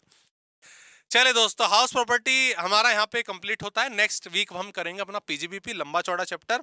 आप प्लीज आप रिवीजन जो है ढंग से करिएगा, बढ़िया तरीके से करिएगा रिवीजन, ठीक है, ओके। लंबा चैप्टर है हमारा, A to Z तो देखो सारे पॉइंट पॉसिबल नहीं होते, बट द थिंग इज कि जितने पॉसिबल होंगे, जितने मेजर सेक्शन होंगे एटलीस्ट हम कवर करेंगे। अभी समय हुआ है 4:45, आप थोड़ा सा रेस्ट लें, क्लियर, रेस्ट लिए और अपना चाय वाय पी ले। लॉ बाबा तैयार है आप लोगों के क्या नाम है लेक्चर को लेके, लॉ का लेक्चर है ना, कितने 6 बजे आज हमारा, तो बस लॉ बाबा आने वाले, नितिन सर इसी जोश के साथ जैसे आप सारे लेक्चर करते हैं, लॉ भी करिए, कंटेंट को कवर करिए। सर आपका आज कौन सा टॉपिक है? आज मैं ही पढ़ता हूँ सर से, थोड़ा सा लॉ पढ़ के देखता हूँ कैसा लगता है, ओके। बहुत दिन हो गए लॉ पढ़े, क्लियर। खोपड़ी तोड़ देते सर, नहीं खोपड़ी ओपड़ी नहीं तोड़ते भाई किसी की, ठीक है, ठीक है, प्यार से मान गया ना, प्यार से मान गया, क्या दिक्कत है।